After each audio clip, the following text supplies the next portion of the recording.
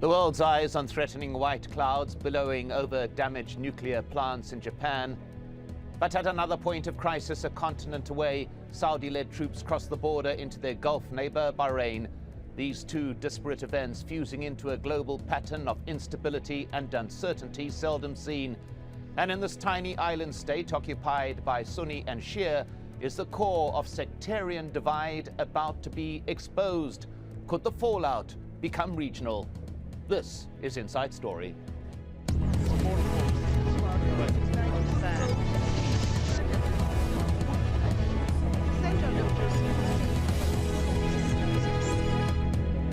Hello and welcome to the program. I'm Mike Hanna. The initial wave of public discontent in Bahrain followed the pattern set in many other Arab nations. A public alienated from the ruling class demanded reforms and a change in the political status quo. But as the days passed, the protests became more and more sectarian in form.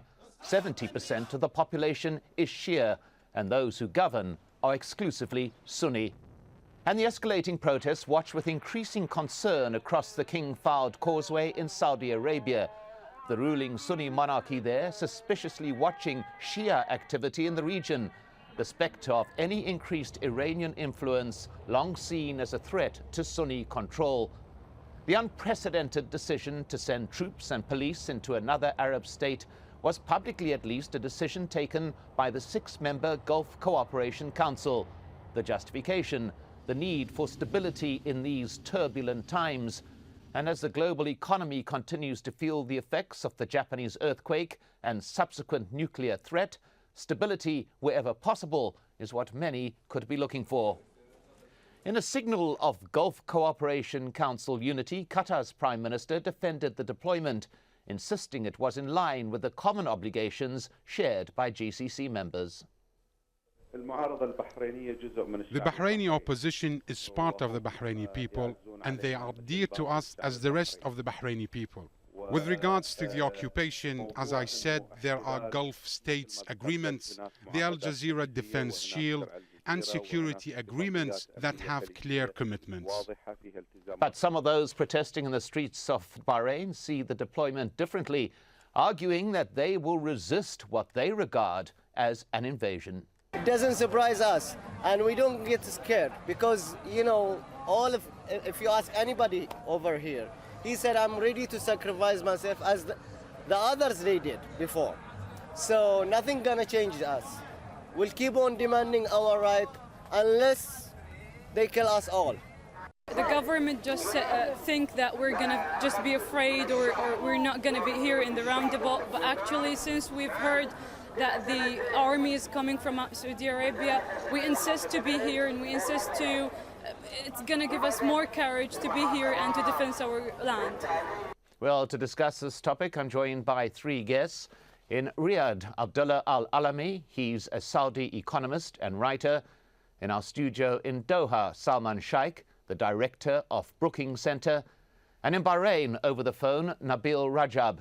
He's a vice president of the Bahrain Center for Human Rights. Welcome to you all. Let's begin in Bahrain, and Nabil Rajab, your response to the deployment of Saudi-led troops in the area. First of all, I have to tell you, and I have to present my disagreement with you when you say that there is a sectarian divide. The situation we are witnessing is not a sectarian divide at all. This is what government tries to present. Government tries to present the crisis in Bahrain as a sectarian divide, but it is pushing it also to look at sectarian divide. They're sending those thugs and mercenaries to attack businesses and people from both sides, so they can pull both sides to fight with each other.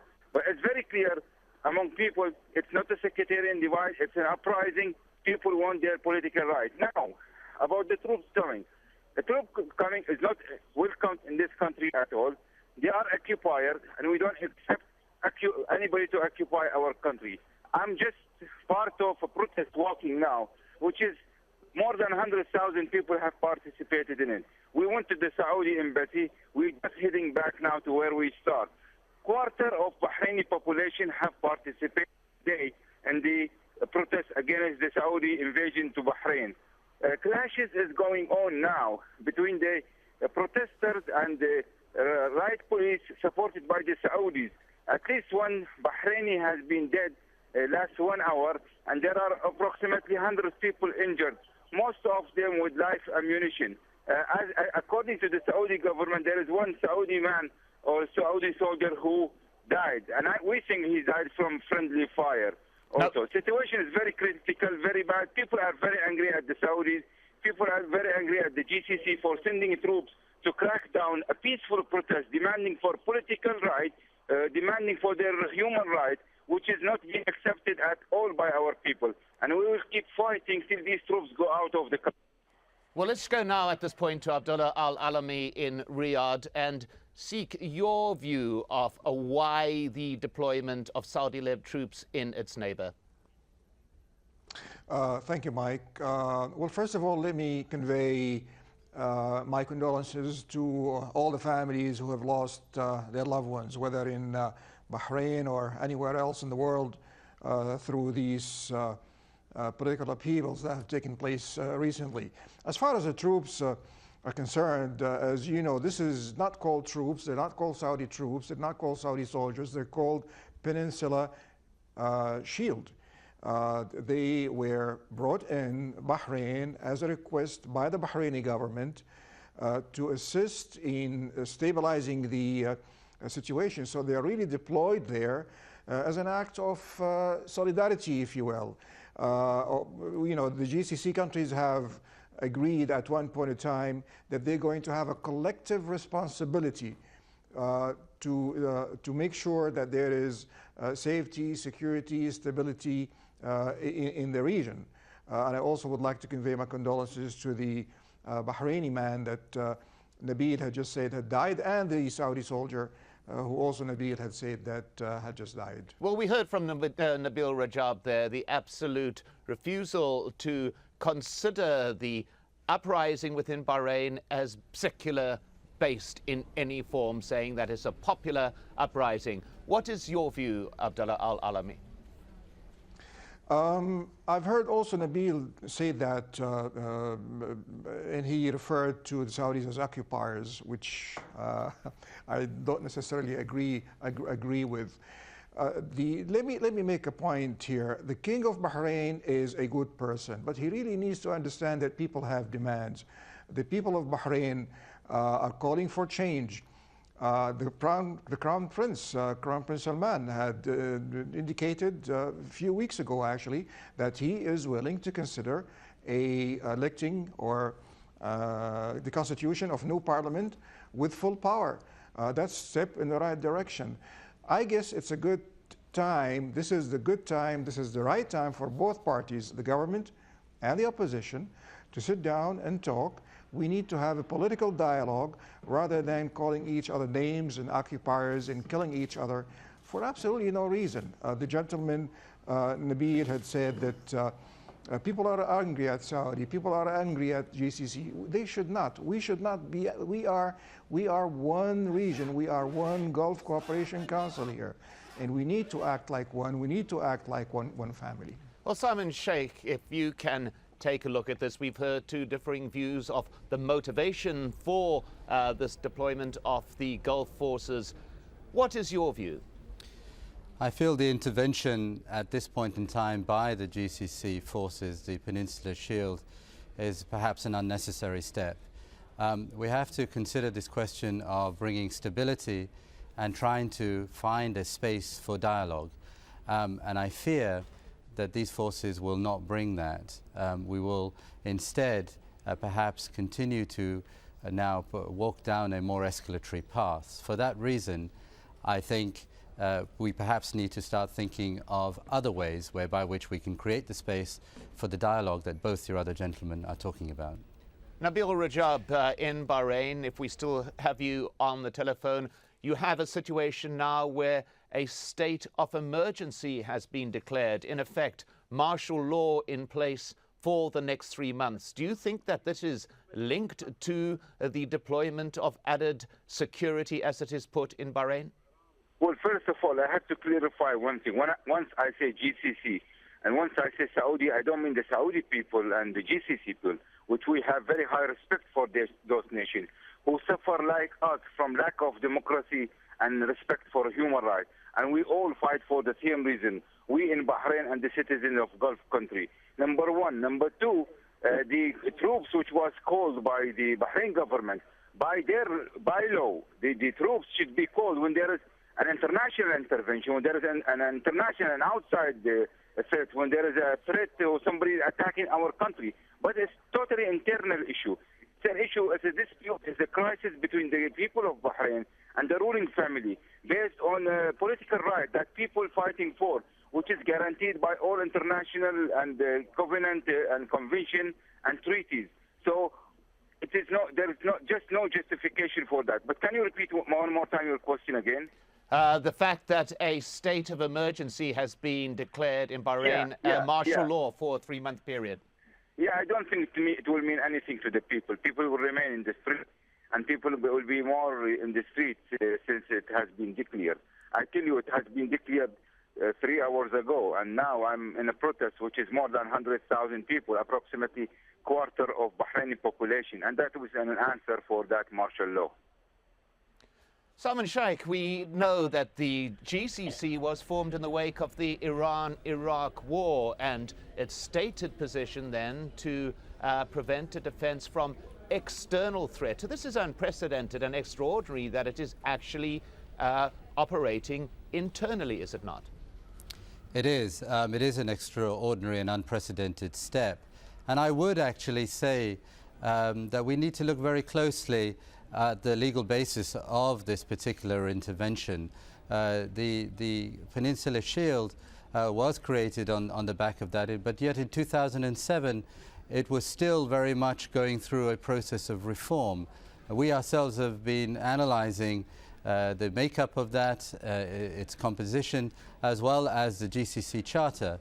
And I think we can still say that there is some question marks as to whether this kind of intervention can be used in the case of Bahrain.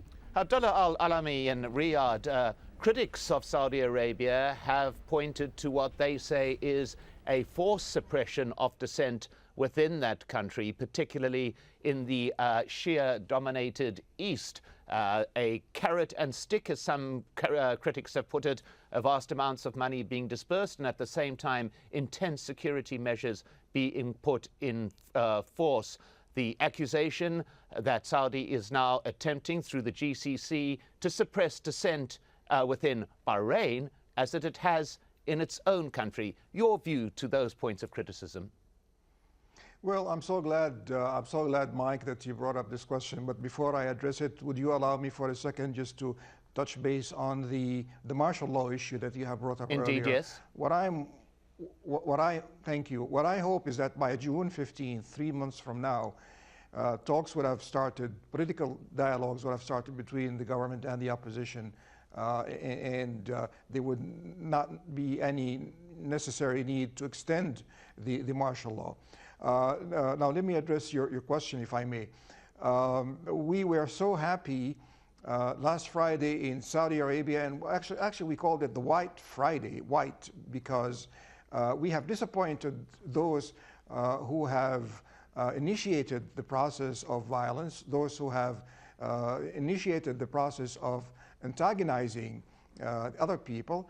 I'm convinced, Mike, that violence will capitulate. I'm very cognizant of the fact, actually, that violence will capitulate once people realize what sort of issues are at hand here. This is not the issue of an uprising. This is not an issue of a revolution. There were barely any people walking in the streets of Riyadh. Yes, we've had a couple of incidents here or there, but not what people have thought was going to happen, that there will be hundreds of thousands of people walking down the streets. So why then, if I may, Abdullah, why then the need for this intensification of security? So we need to be prepared all the time. I guess any country would do that in a case where it's being threatened with this massive idea of demonstrations and so on in the streets, which of course did not happen. And it's a good idea to be on the alert most of the time, especially with the changes, the upheaval, what's going on in the Middle East. If you look at Algeria, if you look at Morocco, if you look at Tunisia, if you look at Sudan, if you look at Somalia, if you look at Lebanon, if you look at Iraq, if you look at, this is not the Middle East that we know. And and specifically Bahrain, I want to address my friend Nabil in Bahrain. Bahrain is a collection of 30 beautiful islands. Bahrain is the size of 1/4 of the city of Riyadh. It's a very peaceful, very friendly country. And we wish that Bahrain remain as such. And I really call on the people of Bahrain to sit and start a dialogue with the government. I call on the government of Bahrain that people have some serious demands, and they need to sit down and talk about these issues rather than fight in the streets. Let's put that to Nabil Rajab in Bahrain. Yeah, first of all, I have to speak about the 30 island my colleague was saying. The 30 island, unfortunately, we are allowed to see only 3 islands of it. Otherwise, all of them belong to member of ruling family, owned by them. They have their own palaces. We are not allowed to go. Yes, but regarding your question, dialogue. But is it an atmosphere of dialogue when you bring troops from outside the country? Is it an atmosphere? Do you think the government have a real willingness for this dialogue? If they have a willingness, they would bring those troops from outside and they'll use violence. The atmosphere is doesn't show that the government has a willingness for dialogue. Using this violence, number one. Number two, historically saying, the government always speak about dialogue. Government always speak about reform when they are under pressure. But once the pressure is out and gone, then you see them, they sit back and they go back on all their promises. You remember 2002 when the king came on the TV, he said we are heading to a constitutional monarchy and we're going to make a constitution that will be written by the people and all that. And everybody left him when he visited our village. We were dancing and receiving him in all and every villages. But the king has changed his mind and he has not implemented any of his promises. So what is the guarantees now? It's going to be different. Because they're talking about dialogue and behind them is tanks. No, we don't want to accept a dialogue with tanks. Let them pull out their troops. Let them send the troops back to their home. Then we can speak about dialogue. We don't think it's an atmosphere now of a dialogue. They have to take out the troops from the street, then we talk about dialogue. Let's just go to Salman Sheikh at this particular point. We've heard the view expressed a little bit earlier that the unrest, the demonstrations pose in some way a threat to societies. Some would argue that in fact it presents an opportunity, a process of democratization. We heard Nabil Rajab there refer to demands for a constitutional monarchy. Now, is this a red letter idea in some societies, the abolishment of such an institution, and is it the desire, as we heard, in others? Yes, it is. We have here in these unprecedented awakenings moves towards democratization, liberalization, which do pose real existential questions for some of these societies, the ruling families and the presidencies. The question is how capable are they to reform? How rigid are the systems within? And how much political will is there to go into much more far-reaching directions? The constitutional monarchy idea in the case of Bahrain was floated by King Hamad. But since 2002, we haven't really made much progress on that.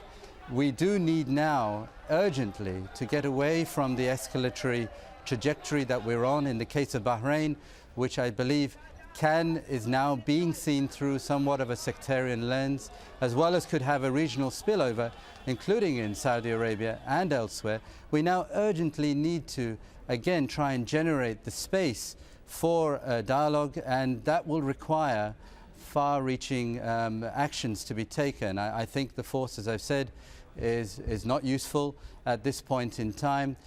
We need to be able to see further confidence-building measures from both sides, but especially from the ruling family, perhaps a change, or certainly I would say a change in government, which can then allow the modicum of trust that we need for a serious dialogue to start taking place. Abdullah Al-Alami, we've heard several Saudi Arabian sources insisting that Iranian hands are behind the unrest, particularly in the Gulf region. Is that your view? I'm really not very familiar with the notion that Iran is trying to do harm here. And I've looked at the opposition in Bahrain. I've looked at the 7 major ones, you know, Wa'ad, Al-Wafaq, Al-Ikha, Al-Amal, and definitely the Democratic Progressive Tribune and the Islamic Action Society, plus the National Democratic Assembly. I've looked at all those, and I've looked at their charters and constitutions and bylaws, etc. I did not see really any relevance to Iran or Iranian influence there. Now, to add to this, I actually went and I visited the Pearl roundabout, and what I found out that although the people in that area may have mostly been Shiites, but the demands that they were calling for were not sectarian. The demands that they were calling for were basically political demands. They want to have power with the government. They want to share with the decision-making process, which is very legitimate and should be actually the procedure in all Gulf states, not just Bahrain. People do want to share in the decision-making process. That's a legitimate right for every people in every nation in the world. So really I cannot see, maybe I'm missing something here, but I do not see a direct Iranian influence in this particular area at this time. Nabil Rajab, there has been talk in Bahrain that the events of the recent days closely followed on the visit to the nation of the US Secretary of Defense, Robert Gates.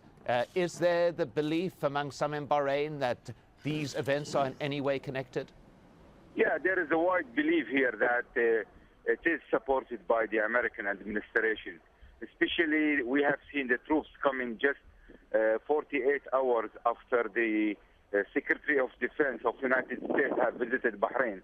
And we have seen also the statement they released the White House last night by saying that the troops are not invader. I mean, they come out of their way just to say the Saudis are not invader. It shows that it is supported, the decision, because I think the Americans are worried. Americans are worried that those ruling family are going to be changed. They don't want a real reform. They want slight reform that does not tackle their influence, does not tackle their interest in Bahrain. But an actual reform, they believe that an actual reform that it will lead their base out of Bahrain and will lead their interests in danger. But I don't know how true it is that. But yes, this is what we have witnessed. I don't think the Americans are supporting a real democratic reform process in Bahrain. Well, let's just go to Salman Sheikh on this particular issue. The US walking a tightrope, it would appear.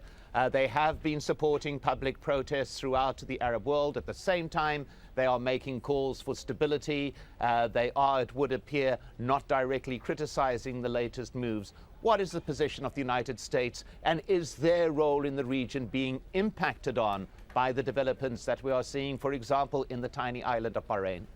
Undoubtedly they are. We have a case, especially with Bahrain, where American interests are not entirely aligned with the values that we've been hearing from the protesters. And this poses a very serious and real problem for the Americans. I actually do believe that President Obama has within him the values, American values, which are universal values, which are the ones that we are hearing from Bahrain and throughout the Arab world. But there are hard-nosed calculations to be made. To be fair, the Americans have been pushing for reform. Maybe it's not enough or serious enough, but they're sending a serious and good diplomat, Jeffrey Feltman, again to Bahrain. And I hope their efforts can be part of the problem, part of the solution, sorry, that they can be part of the solution. We haven't yet seen that. They also need to impress upon King Abdullah, King Abdullah of Saudi Arabia, who's a good man, that the current path of intervention is perhaps not going to yield the results that we want. And in fact, if I may say, what we're hearing from your other two guests, Abdullah and Nabil, I would say if they were in a room together, we may well be starting to make some progress. I've been struck by the tone that both of them had been taking. Well, at this point, thank you so much to all our guests, Abdullah Al-Alami, Salman Sheikh, and Nabil Rajab. And thank you so much for joining us here on this edition of Inside Story. We welcome your comments and suggestions. Please email them to us at insidestory@aljazeera.net. I'm Mike Hanna. Goodbye for now.